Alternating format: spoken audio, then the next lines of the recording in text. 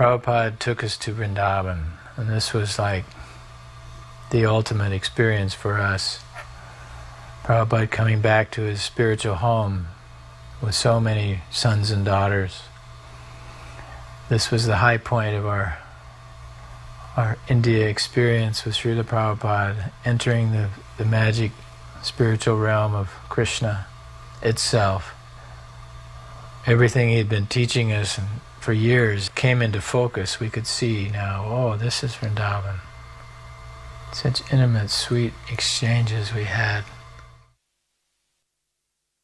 This visit in 1971 of Srila Prabhupada was very, very historical in our Gaudiya Vaishnava Sampradaya. It was the inauguration of the fulfillment of Lord Chaitanya and Lord Nityananda's desire that the holy names of Krishna be spread to every town and village throughout the world. Lord Chaitanya went to Vrindavan and he sent the 6 Goswamis there to establish it as a place of pilgrimage for people all over the world.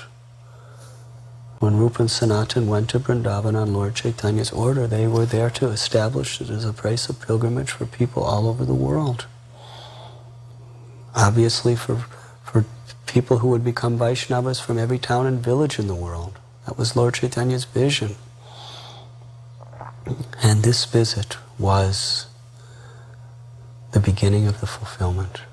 The first time Vaishnavas from the West who were committed to Krishna consciousness in a relatively large group came on pilgrimage to the holy Dham of Sri Braj. Look, he's so healthy and exuberant. He's back home. This is where he hatched out the whole Hare Krishna movement. This is where Krishna empowered him to come west. And little Saraswati, who's one of his favorites, she went around, followed him wherever he went. Sometimes he would grab her hand and walk with her. If Saraswati didn't come to his room every morning around 8 o'clock, he would sometimes ask, "And where is Saraswati?" He expected to see her every morning. And quite often he would play some trick on her when she came, either to make her laugh or cry. But he would always make up and give her some nice, sweet. Here he's showing us the sights, showing us around the samadhis of great Vaishnavas behind Radha Damodar temple, explaining a little bit about who is buried where. Those days it was all run down and practically abandoned. Well, most of Vrindavan was practically run down and abandoned. We used to think that Raman Reti was far out of town. Prabhupada revived the whole spiritual life of India, starting with Vrindavan. Vrindavan flourishing, spiritualized city because of Prabhupada.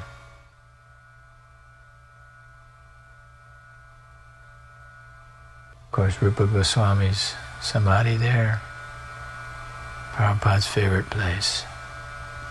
He used to say that Rupa Goswami inspired him to go to the West and spread Krishna consciousness, as he would sit in his room and gaze out on his samadhi year after year and chant and read, translate.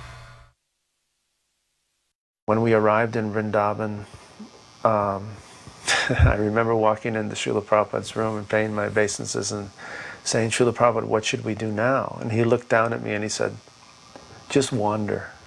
So that's exactly what I did. I just went out into the Vrindavan village, and everything I'd read about in Nectar of Devotion and Krishna book, I was thinking of those things. And I wanted to take rest under a Kalpa Vriksha tree. It's something I'd wanted to do for a long time, so I just actually found one tree in the forest, and I actually fell asleep and slept very soundly and very deeply for a couple hours. And when I woke up, it was evening time, and I didn't really know where everybody was, but I heard in the background the kirtan going on Hare Krishna.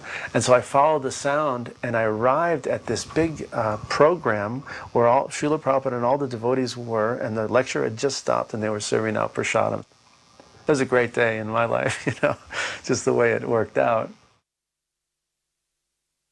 Prabhupada was giving a lecture in a garden. There was a small pandal set up, and many Brijabasis came to attend that. It was somewhere in the area of Radha Govinda temple. And somehow or other I came late, and when I arrived, Prabhupada was just leaving, walking through a field back to his car. People were lined up on both sides to offer obeisances. And I offered obeisances, and Srila Prabhupada stopped in front of me.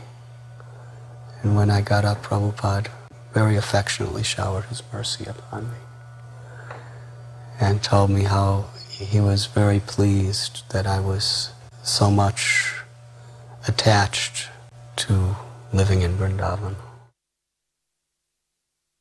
And I was so ecstatic, and we got into the ambassador car at the Delhi airport. Sharma Sundar was there, and Prabhupada was sitting in the front, and we were riding to Vrindavan, and Prabhupada was quiet, and I was thinking, he's going to give some spiritual sloka about Vrindavan that'll inspire us. Prabhupada was quiet. Finally, I hear Prabhupada clear his throat, and he said, "Cement. We must get cement and build a water tower like that." He pointed out the water tower so we could have sweet water. But look at that. No, I'll never forget that kirtan. It was like you could feel demigods showering flowers. And the people were stunned. They'd never, because the way we did kirtan Prabhupada did kirtan different than the traditional like Bengali or something. And when we first went to India, we were chanting like Prabhupada, and it was like the people had never heard. It was so potent. Prabhupada leading and the disciples following. And these people had never heard anything like it, and they were just thunderstruck. I just loved, kirtan was my savior. It was my shelter. It washed everything away. It washed away all anxieties. To me, the perfection of life is to be with Srila Prabhupada and kirtan. It's like all I want in life, and I don't care where it is or when it is. That's just all I want. Now, when Srila Prabhupada came to Vrindavan, it was after he had left for less than 5 years. He had gone away to America, presumably to die amongst the infidels or be lured by the temptations of the West. But anyhow, when he came back, surrounded by disciples, after having made a famous tour through Surat and other parts of India, big pandal programs in Calcutta, in Bombay, in New Delhi, that were in the newspapers, were traveling by word of mouth. So when Prabhupada appeared there with a few of his many devotees, it was an astonishing event that people could not ignore. And when he marched through, it was a triumphant march. They did not fail to be deeply impressed. Because who else in the history of Gaudiya Vaishnavism, even from the time of Chaitanya Mahaprabhu, could lay claim to such a feat? Srila Prabhupada took us to many holy spots in Vrindavan. We would go by bus, and he would ride in this ambassador car. And here we are at Brahmanda Ghat in Gokul, where Mother Yasoda saw the universe in Krishna's mouth. Srila Prabhupada is telling the story, much to our delight.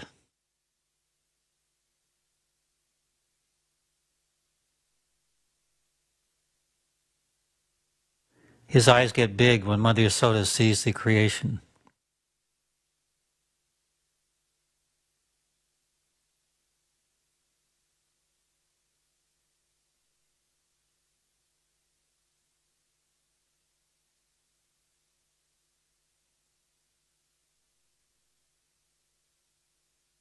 For most of us, this is the first time we'd seen the Jamuna, and we were very eager to bathe in her transcendental waters. The bus went to Gokul, And we came out. Dinanath Prabhu was leading the kirtan, and Prabhupada came out of his ambassador car, which was in front of the bus. And we walked for some time up behind Prabhupada doing Harinam Sankirtan. And Prabhupada stopped us and turned around and said, "This is the wrong Gokul. This is Ballabhacharya's Gokul. We want to go to Mahavan Gokul." So then we all got back in the buses. And from there, from what I remember, we went to Brahmanda Ghat, where we saw the beauty of the holy river Jamuna. Prabhupada came down with us, and he sprinkled water on his head. Then he told all the devotees that they should have full bath. And I believe Prabhupada was feeling somewhat ill that day, so he said that he was not going to take full bath. So he was sitting on the steps, and the devotees were bathing, and Prabhupada was watching us. He was so happy. His disciples, who he loved so very, very dearly, who he gave his life and soul to give them Krishna's love. Here they were in Gokul at the holy banks of Brahmanda Ghat, happily taking their baths in the sacred river Jamuna. What that must have meant for Prabhupada. He's sitting there watching us take bath, and pretty soon he wants to go in with us. What can I do? My devotees want me.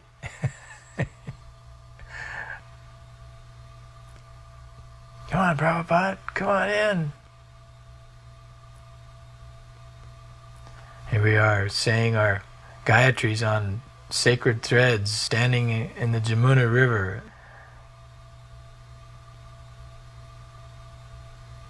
There he comes. Prabhupada.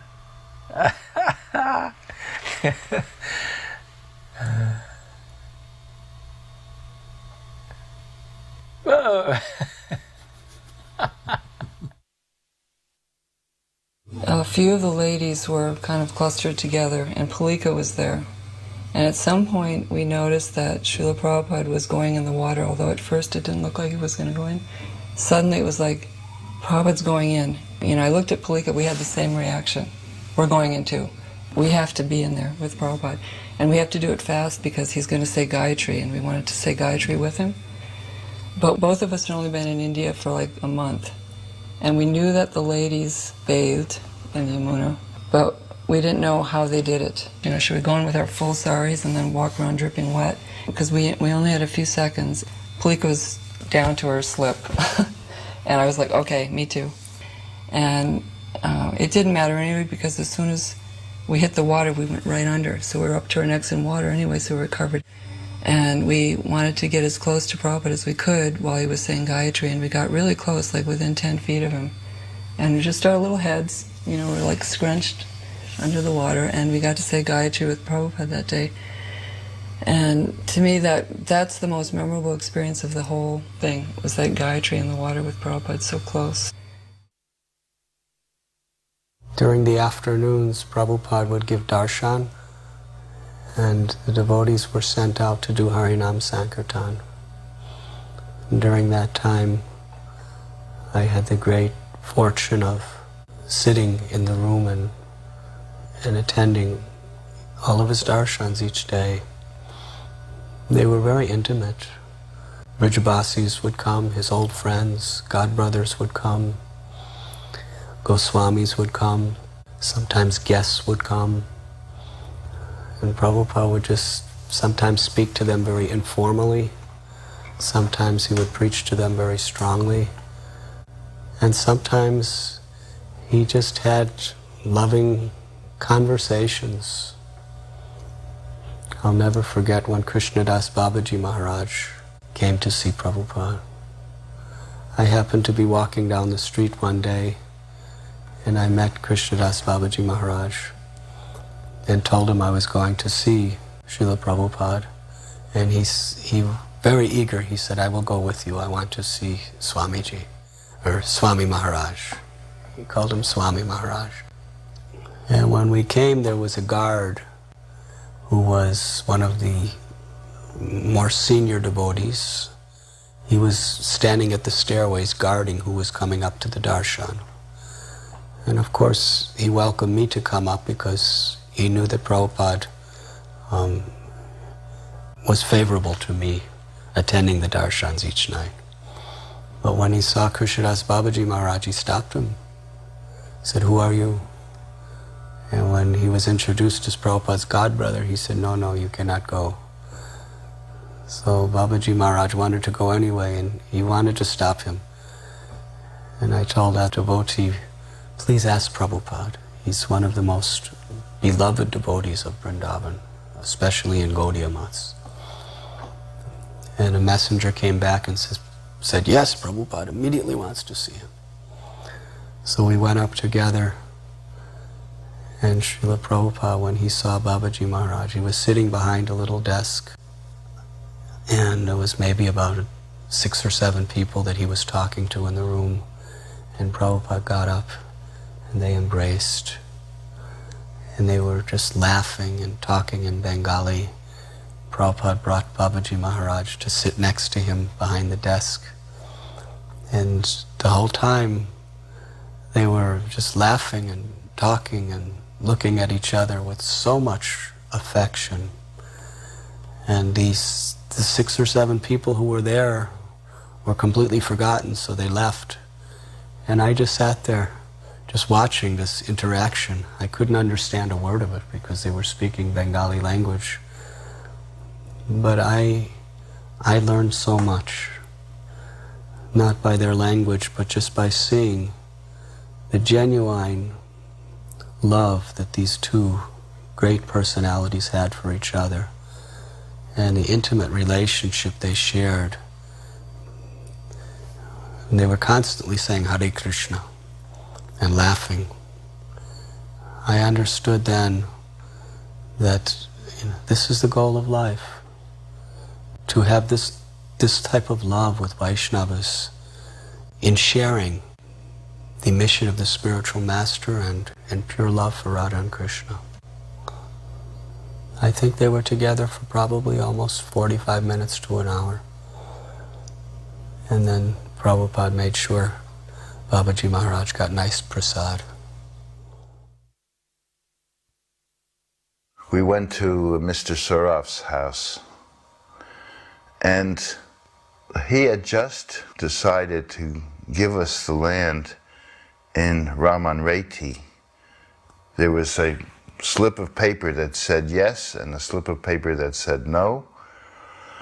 Our friend Sharma Devi from London and Kenya and Vrindavan also wanted this piece of land. She had a ashram down the street in Raman Reti, and this would be an expansion for her. She was vying for it. Radharani arranged so that we picked the right slip of paper that said yes. And so Mr. Sharaf was finalizing this process at his house, signing the papers and the deeds, and Shamashunda was with me, and he had a portable typewriter, and he was making this draft. At the same time, Gaurachand Goswami and Madan Mohan Goswami had shown up because they were contending and wanting money for Prabhupada's rooms in Radha Damodar temple. At the same time, Prabhupada had sent me to Mathura to arrange for these rooms for life as a seva. It's a technicality, and so we were also drawing up this draft. The interesting thing is that even though Madan Mohan Goswami and Gaurachand Goswami lived across the same courtyard at Radha Damodar temple, they were not speaking, and they were both in Goswami families. So Prabhupada put Gaurachand Goswami in one room, Madan Mohan Goswami in another room. I was going from room to room. Sarmasunda was making up documents. At the same time, Sharma Devi came with a member of parliament and a policeman to try and contest this land being given to Prabhupada.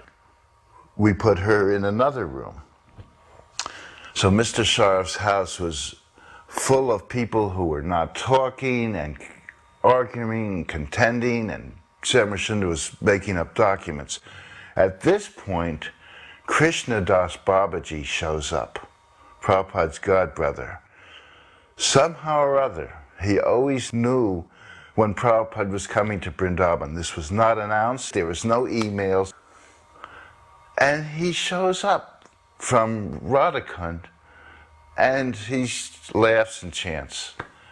He didn't speak much. He laughed a lot, he chanted a lot. One time he left his bead bag in a nun's room, and we immediately had a poll how fast he would be to return to get it. And I said, well, at least within the minute. And sure enough, he came back and got his beads. So I called Prabhupada the ringmaster, because he was like a circus ringmaster, taming clowns and lions and contesting people. And all the documents were drawn up.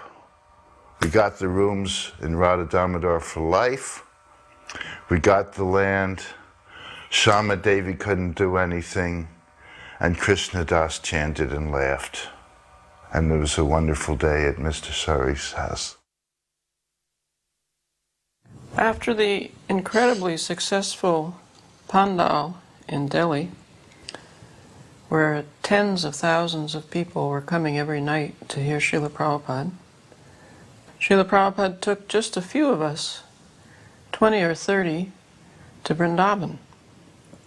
So after all the fanfare in Delhi, the lights, and distributing prasadam to all those people and the dignitaries that came, here we were in this simple village with Srila Prabhupada, and I think all of us, certainly myself, felt how much Prabhupada cared for us.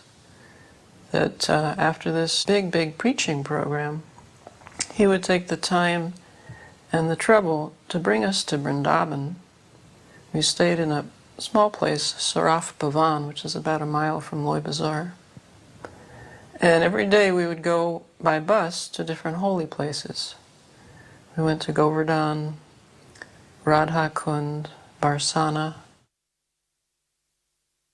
When Srila Prabhupada was being carried on that Vrajabasi palanquin up and down the hill of Barsana, the devotees were just so blissful, so happy to see Prabhupada being carried in this way. And although it appeared like a very uncomfortable way of traveling, Prabhupada was bouncing back and forth. Srila Prabhupada looked so blissful. At times he smiled so blissfully, just so happy to be amongst his devotees, roaming through the hills and mountains of Barsana, Sri Radharani's place of pastimes.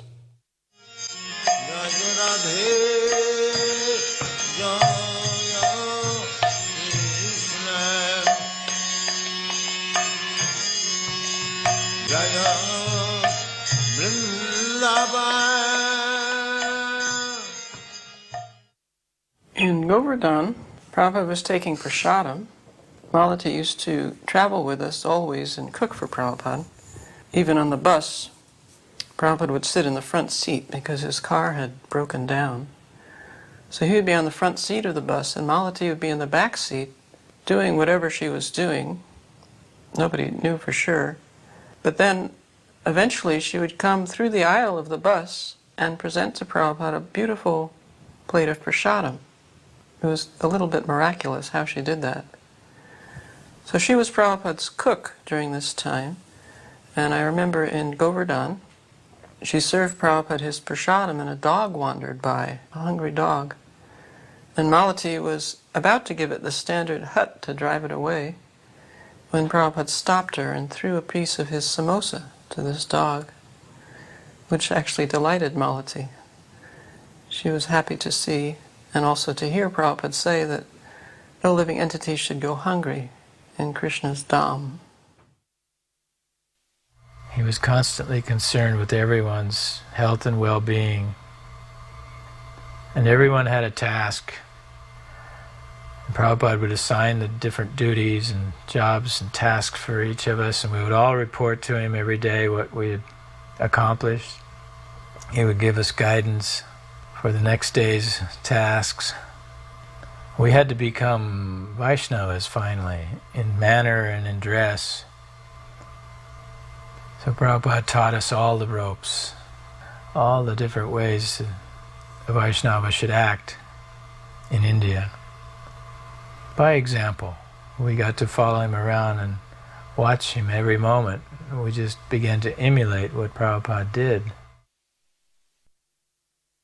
It was really a very spectacular event for the Brijbasis, because I was living amongst the Brijbasis, and they were really proud of Srila Prabhupada, that one of their local residents who was living for so many years at Vamsi Gopal Temple and Radha Damodar Temple had gone to the West and started temples and transformed Americans and Europeans into devotees of Sri Sri Radha Shamsundar.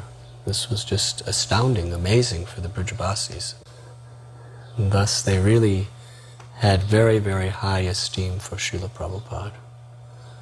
They considered him to be like the ambassador of Vrindavan for the world. They were looking forward to seeing the American and European sadhus coming.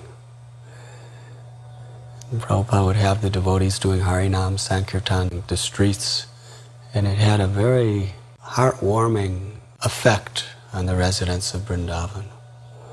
They were joyful to see people from all over the world, young people, full of life and opportunities, who had accepted their culture, their faith, and especially they accepted the mercy of Srimati Radharani. This was very meaningful to the Brijbasis. At that time, I was with Prabhupada from the Mangal Arati through the evening, but then after the evening darshans, I would go back and just to the bank of Jamuna, and I would be with my friends, the local inhabitants of Vrindavan, and they were very much talking about the glories of Srila Prabhupada.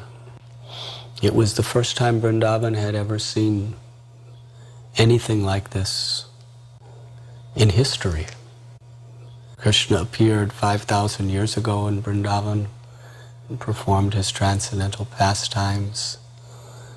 Chaitanya Mahaprabhu came 500 years ago, and by his order the Goswamis began to excavate and establish the places of Vrindavan. And through the years, Vishwanath Chakravarti Thakur and all these great acharyas performed their pastimes of worship there. Bhakti Siddhanta Saraswati Thakur brought many thousands of people on his Braj Mandala Parikrama. But never before in the history of Braj Bhumi did people from all over the world, from outside of India, come in a spirit of devotion to worship Sri Sri Radha and Krishna.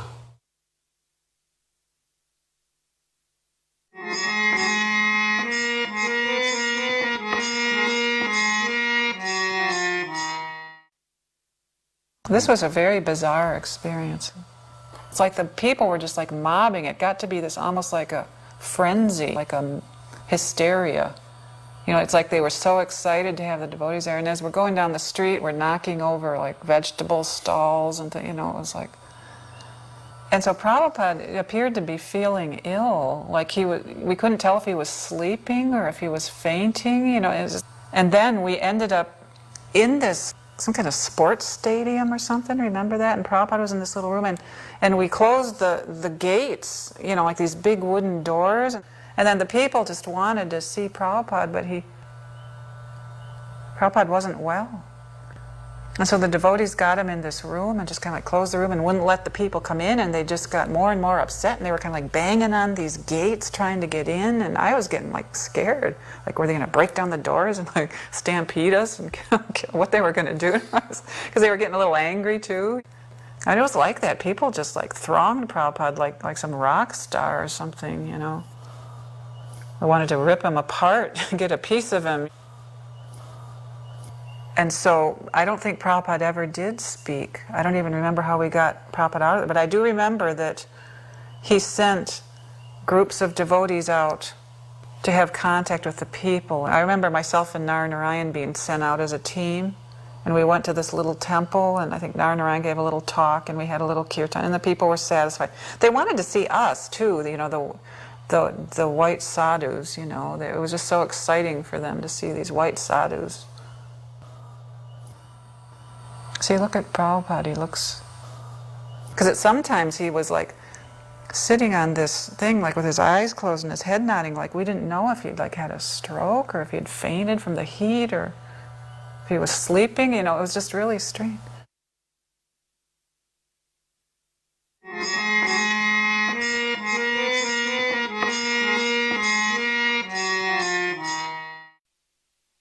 This was one of the most intimate and relaxing highlights. Prabhupada stayed in Jaipur, in the palace grounds, as a guest of the Queen, Gayatri Devi. But she was so thankful to have Prabhupada there. The devotees coming in and out of the Govindaji's temple would parade by Prabhupada's bungalow throughout the day. And there were so many wonderful devotees in Jaipur. Every one of Prabhupada's lectures, morning and night, were packed with thousands of people, devotees of the Govindaji temple there. And he was appreciated in Jaipur in a way that he had not been appreciated in other cities in India. Almost every citizen came to these speaking engagements. They were already full-fledged Vaishnava devotees. He was very happy in Jaipur.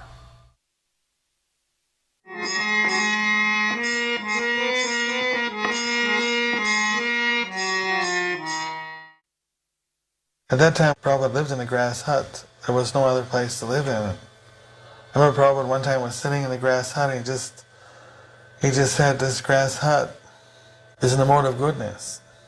And this is all you need for spiritual life, live in a grass hut and live by the side of the holy river, chant Hare Krishna. But if we do this, people won't come here. So we have to build the big buildings with concrete and steel and bricks. Those buildings are in the mode of passion. But for preaching, we can build those buildings. But for our own selves, this should be enough. Before the festival, I had approached Srila Prabhupada on the balcony in Calcutta and said, Srila Prabhupada, I've been trying to understand what you want of us, what your desire is. I could see that Srila Prabhupada was really listening and taking every word into his heart. And then I said, two things seem to please you the most.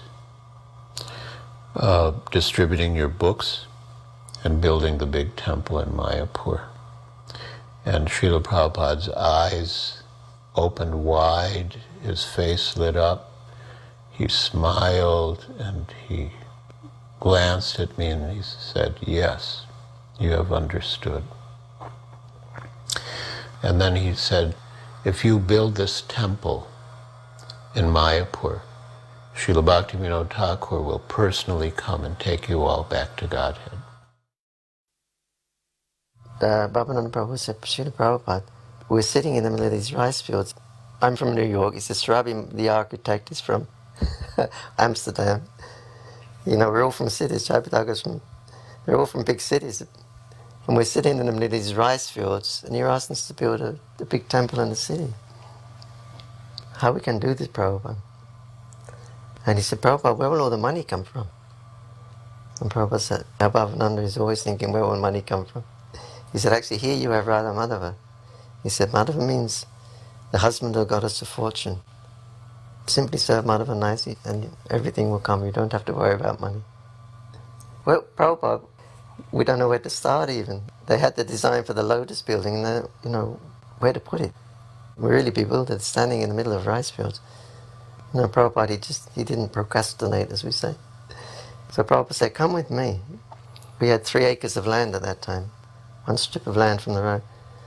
So Prabhupada, he put a clod of earth down, then he just paced so far down, then he put another clod of earth, then he just turned and he paced the other way, put another clod of earth, paced up the other end. So he put 4 clods of earth and he said, build it here.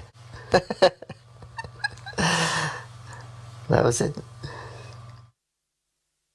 This is Prabhupada establishing the Anantasesha in 1972. He invited all of his god brothers to come. And many god brothers had already left, so there were disciples of god brothers, his spiritual nephews. So he invited them all to come. And then he spoke to them that Srila Bhaktisiddhanta Saraswati Thakur wanted us to all work together. So why don't we all combine and work together? Now I have temples around the world, and I can give you some devotees from foreign countries to help the preaching. We should all work together. But they didn't accept. Didn't really say anything. He had told us to dig a pit. And we dug a pit about 15 feet deep and probably around 6 to 8 feet wide with a bamboo ladder going down inside. He said he was going to set the cornerstone. We had no idea what setting a cornerstone was going to be like. But apparently his friend and godbrother Puri Maharaj had come bringing a little solid 24-karat gold Anantasesha. It was about 1.5 inches high. So Prabhupada was going down in the pit, and Ashoka Amrita was holding the ladder. And then somebody came up, Prabhupada wants you. What? He wants you to go down in the pit. Why wants you to go down in the pit?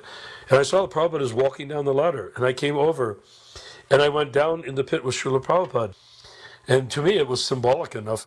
I'm in a pit with a ladder, and Prabhupada, what more do I want? We gather an accumulation of bricks, and then a bucket comes down with mortar and a trowel. So I didn't know what to do. And Prabhupada said, just gestured at us. We are building a temple here, he said like that. So I pick up a brick and I butter it with mortar and I set it down, and then I put another one and I start to set it just very nicely like a chimney or something of that sort. Prabhupada said, no, not like that. And I said, how? He said, every which way. When he said every which way, he meant randomly. And though I started building and I built this thing and there was a gap in the middle, and the Srila Prabhupada came and placed the Anantasesha and said, put more. After I'd pretty well hidden the deity with bricks, he told me to go up and the others came down. So he went down, you see that ladder, bamboo tied together with pieces of string. He goes down and he comes up, and everybody's kind of, his all god brothers are there, we're all there. And he said, now sees Brahmananda, Gargamuni, Devananda, Tamal Krishna's there. And so everybody kind of were thinking, who's going to speak? Who's going to speak? I remember I was also thinking that way. And then he says, Malvati, you speak. And I mean, everybody was floored. I was floored. So what can I say? And I'm just looking around. Here's all these learned Vaishnavas, certainly more learned than I'd ever be. I just stood up and spoke about Srila Prabhupada. I remember I was crying a little bit. And then afterwards, I remember Gargamuni came up to me and he said, that was very nice. And I always appreciated that, I was just reflecting on Prabhupada's expertness in putting us forward and in utilizing us for the benefit of his mission. And knowing each one of our particular ability and our limitations, and even using our limitations to the best advantage. Because in this situation, I was not, as I mentioned, I was not a pundit. I don't know Sanskrit verses. I wasn't fully learned in the Bhagavatam, but I had no hesitation about speaking on the glories of Srila Prabhupada. And it was actually the right thing to do at that time. While we were at Mayapur, one young man named Bob Cohen came to our camp. And we were really surprised because we didn't get visitors just coming like that. And Bob Cohen was very intelligent and sober. He was a Peace Corps worker in India. So he came to meet Srila Prabhupada. He had attended our Pandal program at Deshapriya Park in South Calcutta. And he began to ask Srila Prabhupada very intelligent questions. And Srila Prabhupada gave very elaborate answers. And it became a regular routine that Bob would come and ask questions to Srila Prabhupada. And knowing that there was going to be an important discussion, I would ask Srila Prabhupada, should I call the others? And he would say yes. My experiences with Prabhupada, of course, occurred in the Bhajan Kutir, where devotees wanted to know if I had any questions, which I certainly did. So I got to sit in there, I think, for several hours a day over probably a 4-day period, and discuss with Prabhupada my philosophical issues. I didn't really know a whole lot about what was going on in terms of parampara and how things work. I knew a little, but I just appreciated the qualities of Prabhupada. He made me feel very comfortable. His humor was very disarming. And Prabhupada was on a platform, so I was on the floor. So I'd always be looking at Prabhupada's feet, and somehow that gave me some blessing. One of the most dramatic moments for me personally is when I realized it's time for me to leave Mayapur. Because the night before, on Gaur Purnima night, Jamuna had come to me with tears in her eyes. And I remember the moon reflecting in her eyes, and she had tears and said, "You are so fortunate. Prabhupada's spending so much time with you." She said it with such conviction that I was completely overwhelmed. And I realized that I might have to surrender. So I went behind the temple, behind the pandal, and just collapsed in the rice paddies and started crying. I said, I can't give everything up. So the next morning, Prabhupada called for me again, asked if I had more questions. I said, thank you very much for what you've done, but I have to leave now. I have to get back to my teaching, which the Peace Corps had no idea where I was or what I did, so I could go back or not go back. And Prabhupada said, don't talk L-E-A-V-E. He spelled it out. Talk L-I-V-E. Don't talk leave, talk live. So I said to Prabhupada, so you want me to stay longer? He goes, yes. I said, well, if you tell me to, I will. And then he said to me, good boy, the same way you would say it to your pet. So at that time, in my heart, I felt I had become Prabhupada's pet, not realizing that I, in essence, had accepted him as my guru, though, when I think back at it. After that time, I was sold out to Prabhupada, a minor incident, but for me it was very major. And Prabhupada timed it just perfectly well to capture me.